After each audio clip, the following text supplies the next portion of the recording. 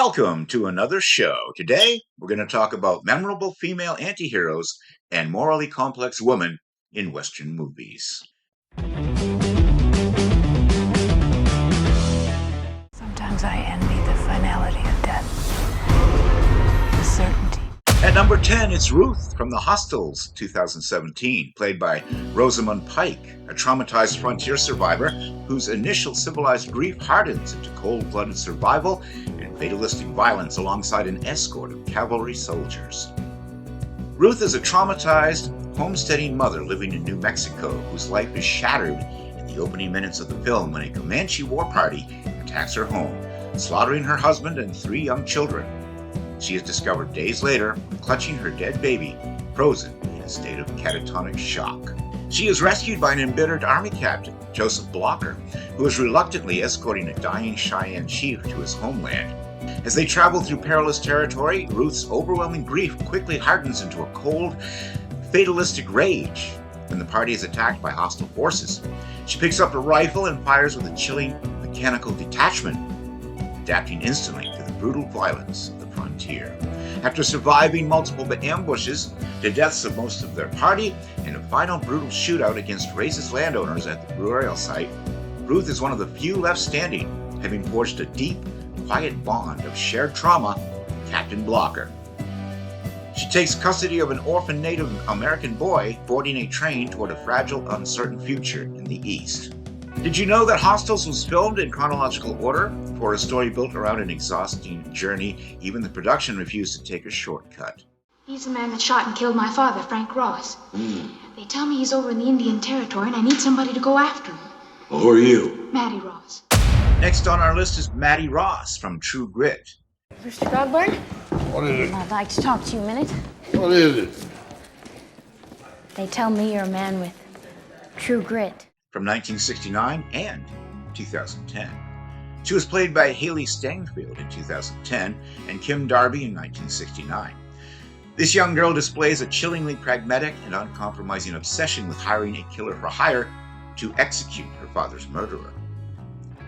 14-year-old Mattie Ross arrives in Fort Smith, Arkansas to claim the body of her father, who was murdered by a cowardly hired hand named Tom Chaney. Driven by a cold, uncompromising demand for an eye justice, she refuses to let the law handle it slowly.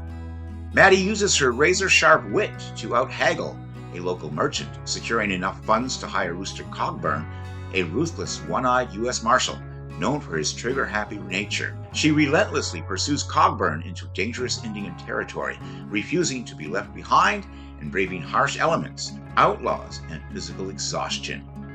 Spoiler alert! In the end, Mattie finds Chaney and shoots him herself, but the recoil knocks her backward into a deep pit filled with rattlesnakes. Though Cogburn rescues her, she is severely bitten, resulting in the amputation of her left arm. Decades later, Mattie is shown as a stern, unmarried, fiercely independent older woman, unrepentant about her quest, but forever physically and emotionally scarred by the price of her vengeance. And of course, Rooster Cogburn was played by John Wayne in the original 1969 and by Jeff Bridges in the remake. Also, did you know, roughly 15,000 girls applied to play Mattie Ross before 13-year-old Haley Steinfeld won the role in her feature film debut in the 2010 version. Mattie could out-haggle a merchant. Steinfeld outlasted a small frontier town's worth of auditions. What are you doing? Stealing your woman? Take her. Next on our list is Etta Place from Butch Cassidy and the Sundance Kid, 1969. Played by Catherine Ross, she is an active partner and accomplices to 2 of the West's most notorious bank robbers, choosing outlaw survival with clear eyes and steady aim. Etta is a quiet, observant schoolteacher in Utah who moonlights as the romantic partner of the notorious outlaw, the Sundance Kid. She is fully aware of their criminal lifestyle but accepts it with open-minded, modern pragmatism.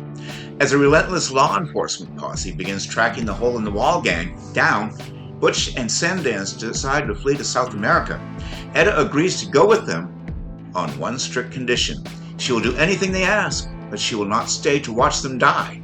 In Bolivia, she actively helps them learn Spanish to rob banks and acts as their sophisticated logistics coordinator. Spoiler alert! As the local Bolivian authorities close in and the duo's robberies turn increasingly bloody and desperate, Etta recognizes that their outlaw era is coming to a violent end. True to her word, she quietly packs her bags and returns to the United States, leaving the men to face their iconic fatal final standoff without her. And did you know the real Etta Place remains one of the Old West's great mysteries? Even her true name and ultimate fate are uncertain. The film gives her an exit. History left the door swinging. I lost mine when I was a kid. It was a massacre on Superstition Mountain. Next on our list is Dallas from Stagecoach in 1939. Played by Claire Trevor, a cynical, ostracized dance hall woman driven out of town who displays fierce loyalty and moral grit that far surpasses the town's respectable citizens. Dallas is a weary, downtrodden prostitute who is aggressively driven out of town by the self-righteous Law and Order League. Forced onto a stagecoach bound for New Mexico, she is treated as a social outcast by the high society passengers sharing their carriage. The stagecoach picks up the Ringo Kid, an escaped outlaw seeking vengeance. Unlike the upper-class travelers, Ringo treats Dallas with genuine respect and chivalry. Ignorant of her profession, throughout a perilous journey filled with Apache attacks, Dallas proves herself to be deeply resilient, helping care for a pregnant passenger, and wealthy elites panic. Spoiler alert! In the end, when the coach safely reaches its destination, Ringo asks Dallas to marry him and live on his remote ranch. Knowing her past will haunt them in civilization, she hesitates. After Ringo completes his revenge shootout, the local sheriff takes pity on the couple, allowing them to escape together to the wilderness, giving Dallas a hard-won, clean slate, far from judgmental society. And did you know, John Ford loved Monument Valley so much that the stagecoach crosses it 3 times during their journey. That is not getting lost. That is maximizing the scenery budget. I can see now how you cleaned up Tombstone. You can start right here. And don't forget the corners. Next on our list is Frenchie from Destry Rides Again, 1939. Played by Marlene Dietrich, this cynical, brassy saloon singer handles rowdy cowboys with fists and sharp sarcasm before finding a late, tragic redemption. Frenchie is a cynical, glamorous star singer at the Last Chance Saloon in the lawless town of Bottleneck. She works closely with the corrupt saloon owner, Kent, using her charm and rigged games to cheat local cattlemen out of their land and money. The town appoints a seemingly mild-mannered, weaponless deputy named Tom Destry to restore order. Frenchie mocks him mercilessly, even engaging in a famous rowdy saloon catfight with a local wife. However, Destry's quiet moral integrity and refusal to treat her like trash slowly chip away at her hardened exterior. Spoiler alert! At the end, when Destry uncovers Kent's corrupt land-grabbing scheme, a violent riot erupts in the saloon between the townspeople and Kent's gang.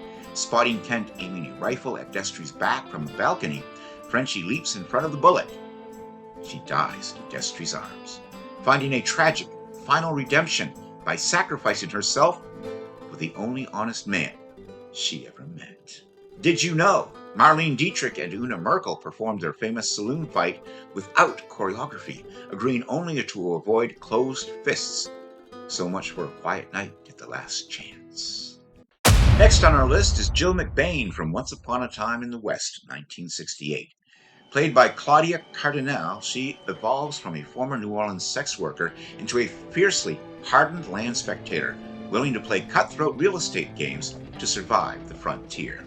Jill arrives in Utah from a New Orleans brothel, hoping to start a respectable life with her new husband, Brett McBain. Upon reaching his remote desert ranch, Sweetwater, she finds his entire family has been brutally murdered by a ruthless railroad mercenary named Frank. Discovering that Sweetwater sits on the only water source vital for the expanding railroad, Jill realizes the property is worth a fortune. Refusing to flee back to New Orleans, she chooses to stay.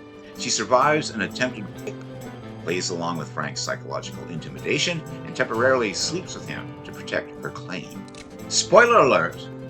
In the end, aided by a mysterious harmonica playing and a sympathetic bandit, Jill outlasts Frank and the corrupt railroad tycoon. As the final steam train pulls into Sweetwater, Jill embraces her role as the hardened matriarch of the frontier, carrying water to the railway workers and solidifying her place as a powerful land speculator. And did you know that the American theatrical release was cut about 140 minutes, while longer versions played in Europe? Sergio Leone specialized in long stares and apparently longer run times. Sundance and the boys rode in to take over the Lee Trail herd, but Lucy Lee had a professional gun hawk staked out, and Sundance almost got himself killed. He blames me for it. At number 4, it's Kit Banyan from The Maverick Queen, 1956, played by Barbara Stanwyck.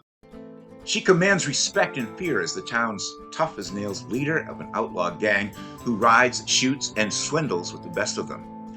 Kit is the glamorous but ruthless operator of a thriving Wyoming saloon. Secretly, she functions as the Maverick Queen, the brilliant business mastermind, fence, and strategic planner behind the notorious Wild Bunch outlaw gang. A handsome stranger named Jeff Younger arrives in town, claiming to be a gunfighter on the run. Kit falls for him, using her criminal network to protect him from local law enforcement, unaware that Jeff is actually an undercover Pinkerton detective sent to bring down her entire operation. Spoiler alert! When the outlaw gang discovers Jeff's true identity, they turn on him. Caught between her lifelong criminal loyalty and her genuine affection for Jeff, Kit chooses love over the gang. In a frantic, chaotic final canyon shootout, she steps into the line of fire, sacrificing her own life to shoot her former outlaw partners and save Jeff. And did you know The Maverick Queen was the first movie made in Republic Pictures' Naturama widescreen process? Evidently, the studio decided ordinary width could not contain Kit's operation. He'll evict the squatters, as Mr. Anaheim insists. All of the squatters, including the Herreras. No. Have your word they're not to be touched. The next movie on our list is Vance Vance from The Furies, 1950, played by Barbara Stanwyck. This headstrong and vengeful cattle baron's daughter wages a vicious, low-level war against her own family and neighbors to seize control of the land. She is the daughter of T.C. Jeffords, a tyrannical cattle baron who rules the sprawling New Mexico territory known as the Furies. Vance fiercely loves the land and fully expects to inherit it, matching her father's arrogance stride for stride. The relationship shatters when T.C. hangs Vance's closest friends, a squatter on their territory, and brings home a scheming New Washington socialite to replace Vance's late mother. Enraged and betrayed, Vance physically attacks the socialite with a pair of scissors, scarring her face, and is subsequently exiled from the ranch. Spoiler alert! In the end, Vance wages a calculated low-level financial and guerrilla war against her father. She has alliances with her enemies and systematically buys up his debt, completely bankrupting him.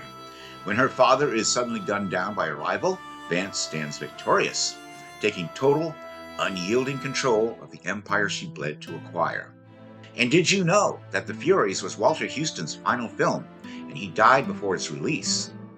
The picture was initially a financial failure, but later earned comparisons to Greek tragedy and King Lear, which is one way to say this family needed more than a ranch meeting. A man can lie, steal, and even kill, but as long as he hangs on to his pride, he's still a man. All a woman has to do is slip once, and she's a tramp. The number 2 movie on our list is Vienna from Johnny Guitar, 1954. Played by Joan Crawford, the sharp-tongued pistol-packing saloon owner cares more about profit and power than local law, matching the town's vindictive lynch mob with her own ruthless pragmatism. Vienna is fiercely independent, pragmatic saloon owner who built her business on the outskirts of a town that despises her. She welcomes the upcoming railroad, prioritizing profit and future power over local traditionalism. Her past lover, Johnny Guitar, arrives just as tensions boil over. The local townspeople, fueled by a vindictive wealthy woman named Emma, falsely accuse Vienna of bank robbery. Rather than backing down, Vienna stands her ground in her saloon, dressed in an elegant white dress that sharply contrasts with her cold defiance. Some spoilers here at the end. The saloon is burned down, and Vienna narrowly escapes being lynched. She flees to an outlaw hideout, shedding her dress, her rugged trail clothes. In a brutal personal final shootout against Emma, Vienna kills her rival, surviving through sheer tactical ruthlessness and riding off to start anew. Did you know that this was Joan Crawford's first Western since Montana Moon in 1930? Vienna may run the saloon, but Crawford clearly knew how to make a long-awaited entrance. I'm gonna kill you if I have to ride all the way to hell to do it. There's nothing on this earth that frightens me now. Nothing. And the number one show on our list is The Lady from The Quick and the Dead, 1995. Played by Sharon Stone, this steely, grieving gunfighter enters a corrupt town's deadly quick draw tournament, driven entirely by a cold, singular quest for personal vengeance. A nameless, leather-clad gunslinger rides into the corrupt, dusty desert town of Redemption. Her cold exterior masks deep childhood trauma. She was forced by the tyrannical town boss, John Herod, to fire a gun at a rope holding her lynched father, accidentally killing him instead. She enters Herod's brutal, single-elimination quick-draw tournament. Driven by vengeance, she struggles with her own conscience, faking the death of a young competitor to spare his life and initially hesitating to kill opponents in cold blood. After confronting her guilt and surviving a grueling showdown, she fakes her own death with the help of allies. She returns during a climactic explosion, forces Herod into a final poetic quick-draw duel, kills him, throws the town marshal badge to the ground, and rides away into the horizon. Finally, avenged. Sharon Stone, did you know that she was so determined to cast Leonardo DiCaprio that she paid his salary herself? Apparently, the quickest draw in Redemption belonged to her checkbook. And that was our show for today. What did you think? Are you a fan of any of these actresses? Did you know about their turn in these Western movies? Let me know all your thoughts in the comments section below. And while you're at it, I'd be honored if you subscribe to my channel, click the bell to stay informed, and check out the Carl Vincent Vampire Hunter franchise, also in the comments. Until next time, this is Kevin Given saying, live long and prosper, may the force be with you, and keep reaching for the stars.